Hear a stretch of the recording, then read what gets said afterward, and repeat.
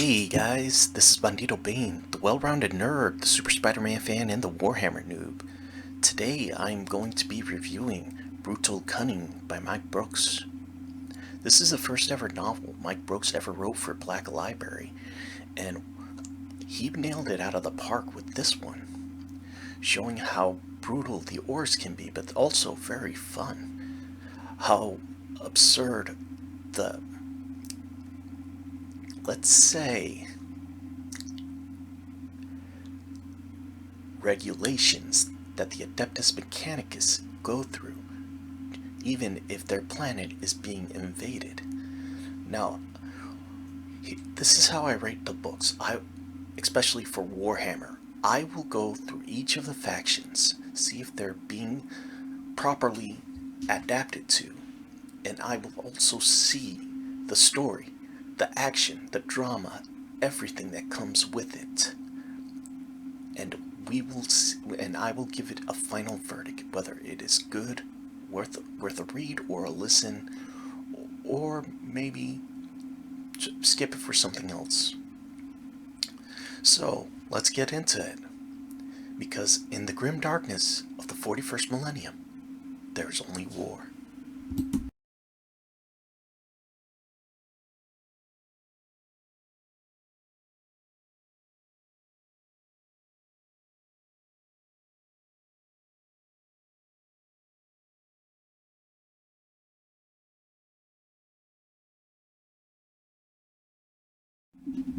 Now, the first faction we'll be looking at is the Orcs. Now, in the entire Warhammer setting, the Orcs have to be one of my favorite factions, because they are so absurdly over the top, they are almost comical at the extent that they go through to get whatever they want. And what they want is loot. This is why they attacked the Adeptus Mechanicus world. Now, the main character is known as Uthrak Blackhawk. He is a raid boy, aspiring to be something else, wanting to be his own boss.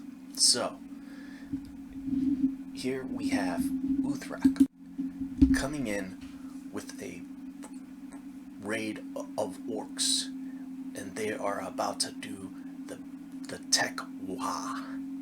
Now, the wah is when the Orcs get so fired up that they just want to fight and fight and fight until they raid everything that they could possibly get. And that's why sometimes the Orcs are known to not to be organized, because they sometimes fight amongst themselves. And it shows here, because with Uthrak, he is a bad moon. But on top of that, they are working with another Orc tribe, which are called the Freebooters. The Freebooters are Orcs that could not like get along with any other tribe. So they decided to leave and become mercenaries. And whatever they want, and they will take it, even if it's by force. Now, this is funny, because the entire book shows that the Orcs' belief system with Gork and Bork actually helps them.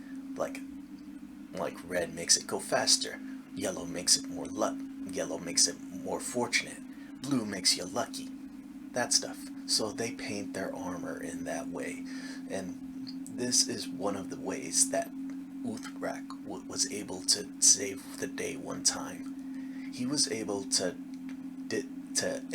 go past the shield of a Titan, not knowing that with an Orc speeder, he was able to, because he said it would go so fast it would break the shield, because red makes it go faster. And it's just so absurdly funny with everything that the Orcs do, their belief system, their culture. Now, I want to get more into Uthrak, because in this story he has a rivalry with the captain of with the freebooters, named Captain Badrak. And Bodrock has one of the best entrances you can ever hope for. When the orc, when the Mechalord, the boss of the Bad Moons tribe, this one actually, he gave a big speech out of the maw of Gork or Mork, whichever one you think. Captain Badrock teleported inside his ship. Spreading his arms wide, he said, "Ta-da!" That is showing a lot of swagger right there. Now, what every now the orcs have not only shown that they are tough, but they are also cunning. It shows off how they are by using a troop transport that the Adeptus Mechanicus used, and they used it actually to get into the human spaceport because they thought they were Adeptus Mechanicus. And also there was one part where the Mechalord summoned his Gargant. Now, if you don't know what a Gargant is, it is a giant metal walking rolling fortress, which the orcs use, and he brought it over to he teleported it over to soil, to have the defenders soil themselves, which I found very funny. Now there are a lot of characters with Uthrak, and two of them I find very funny. One is a Grot who is a subspecies of orc that are basically like goblins, but they are sometimes used to eat. Now, this Grot is basically there just to understand what humies think. When they were looking for loot in the city, they asked the Grot what he would do if he had a whole bunch of loot and he didn't want the orcs to get it. He said, "Oh, I would try to hide it and take it somewhere else for safekeepings." And the orcs were like, "That's it. Let's go to the spaceport."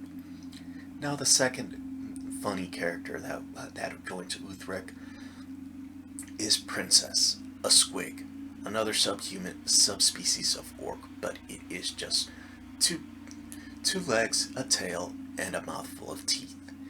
Now, a squig is used for orcs to eat, but they are very vicious. Now, when Uthrak invaded the Titan, he was able to see the Princet. Now, a Princet is sort of like the pilot of the Titan, but he is forever connected. If you ever seen Outlaw Star and you remember the girl in the tube, it's 10 times worse than that, because they will be skinny people into those tubes, and they will be connected to the machine spirit of the Titan for all their lives. Now, when the orcs shoot the thing, the princess tried to move, but the squig actually chomped on him, trying to get to the grot, and then it ate it. It killed the princess. Now the orcs were like, "Oh." So Uthrak decided to name it Princess, because he saw Princet, but he didn't know he was just too dumb to know how it was spelled. And with it, he named the squig Princess. So it is the orcs were represented very well in this book. So, and I give it a pass. I'll give this one a very good pass for this.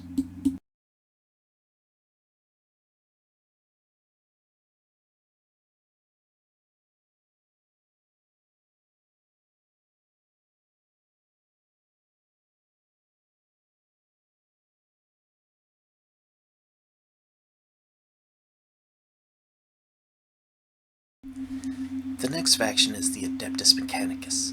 The Adeptus Mechanicus are a cult of machine-worshipping humans who do not believe that humanity is being ruled by the Emperor, but instead the Omnisire. They believe that the machines are good. They will even go as far as replacing their human parts with machines.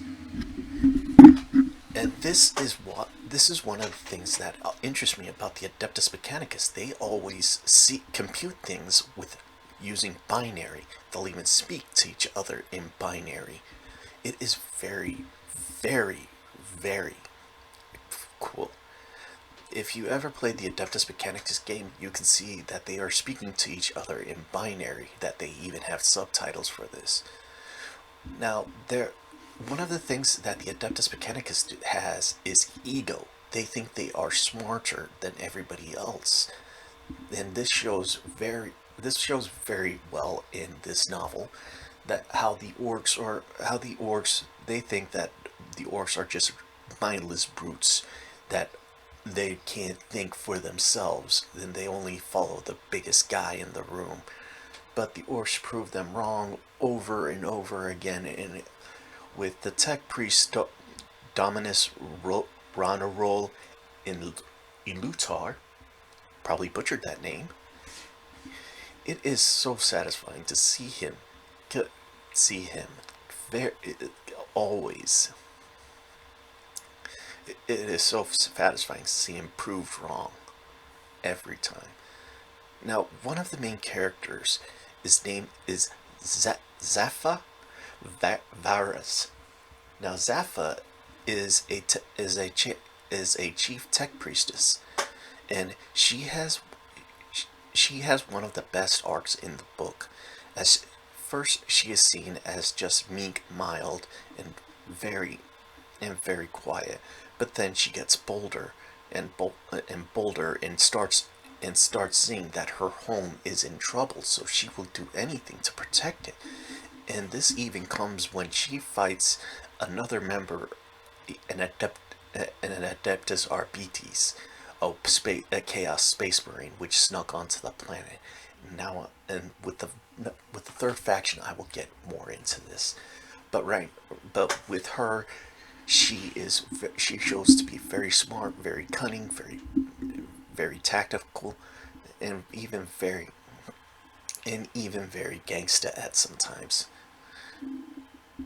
As she decided to stop following orders and save herself and anybody who else wanted to live, because the planet at the end the base was lost.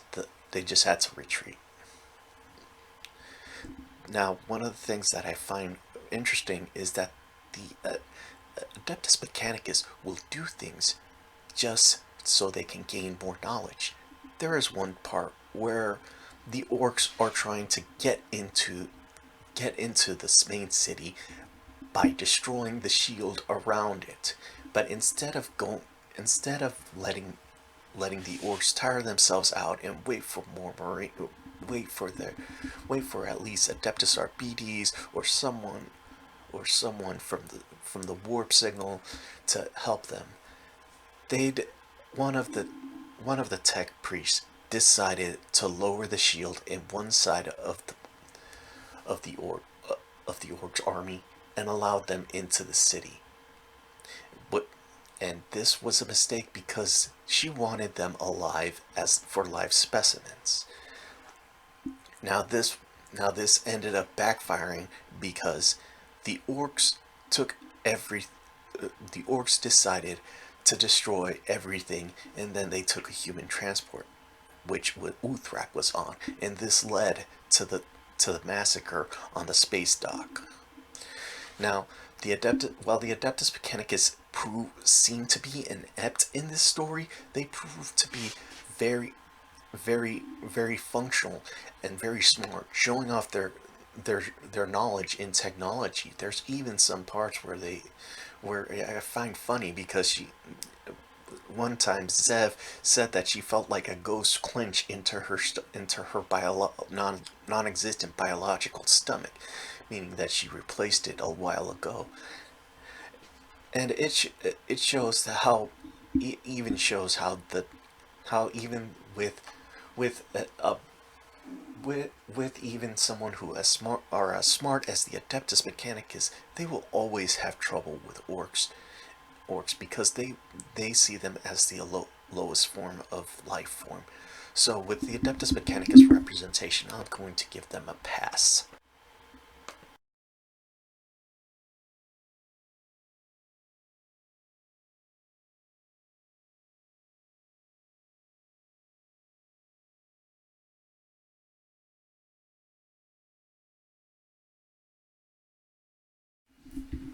Now the final faction is the Ruinous Powers, also known as Chaos. Now the main character here is known as Warpsmith Gavrik Delane of the Adeptus Arbites, the Iron Warriors faction, a traitor sect of Marines that have turned their back on the Empire during the Horus Heresy. Now Gavrak is after the volcano engine which powers the entire city of the Adeptus Mechanicus. Now he has infiltrated the Adeptus Mechanicus and he has got tricked the Forge Lord that he has found a war machine dating all the way back to the uh, the Dark Age of technology, which was basically the time when humanity started going out into space, exploring, finding new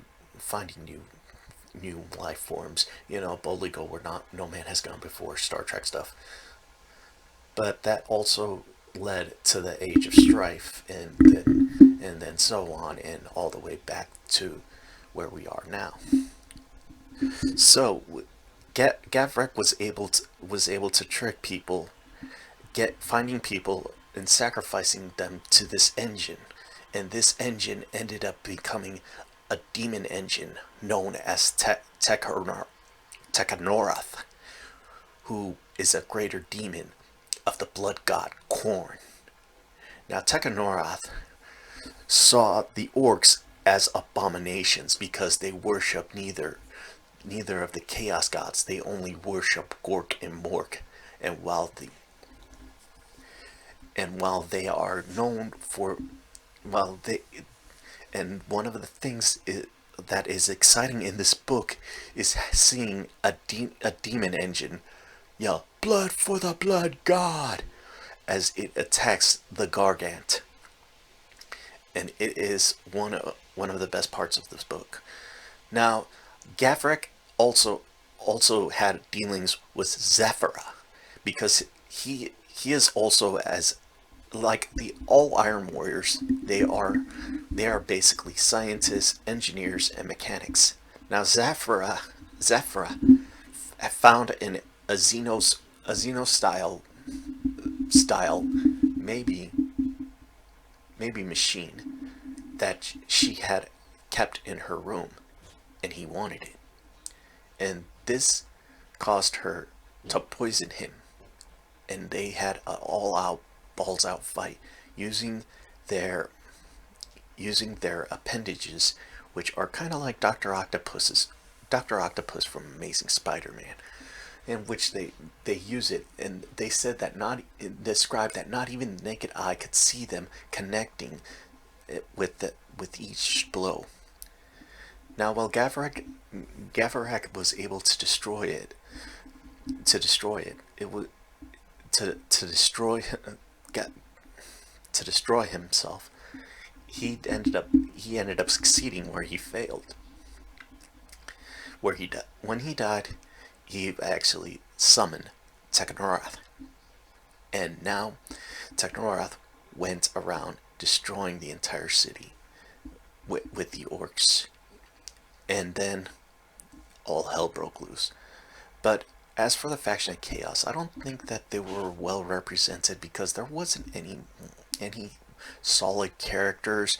I mean, Gavrak, yes, he was there, and I did like the Demon Engine, but no, I think the Chaos the Chaos folks should have been represented better here.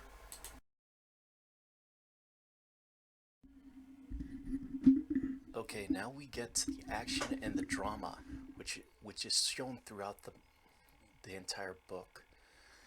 Now, the drama between the Orcs is very sibling rivalry. This is mostly between Uthrak and Bloodrock, with Bloodrock calling Uthrak youth, and them always fighting each other to try to see. You can also see the detestment that the Bad Moons have for the freebooters, as the great Mech Lord said that it's okay to shoot them if they get in the way. So the Orcs are very fun to see in this book. The Adeptus Mechanicus play like a episode of Game of Thrones, but with technology, as they keep trying to backstab each other, seeing what they want and what they do to just try to make their research more profitable for the Imperium. Now the action is very good. It's very well written out, especially when Uthrak boarded the Titan. It is a great scene, and also when the demon fought the Gargant. It's a very good scene. And the comedy, well, it's an orc book, so yeah, there's going to be comedy. It's kind of grade school, kindergarten like, but they're orcs. They're stupid. You kind of expect it with them. But yeah, but with the comedy, with everything that's been going on, you'd expect them to start sitting down and pulling out a cooler and pulling out a six pack and start talking about football. But with the Adeptus Mechanicus, it's very serious, very political, very driven to see who can get the best gold star, so to say. But that's all I gotta say about this section. Let's go to the final verdict. So the final verdict is pick up this book. If you can find it if you can't find it in a physical copy, do so. And if you can find it in digital, do so. The narration is very fun. The fact that the narrator looks like he's having a ball when he plays the orcs. So, yeah, I'm going to give this one 5 was out of 5 was. So, yeah, this will be a good read for you. Hey guys, thanks for listening to my first review if you still are. Now, this is going to be my first of hopefully many Warhammer novel reviews, along with some Spider-Man comic book arc reviews, and even some new Warhammer unboxings. So don't forget to like, comment, and subscribe, and don't forget, keep gaming, and God bless.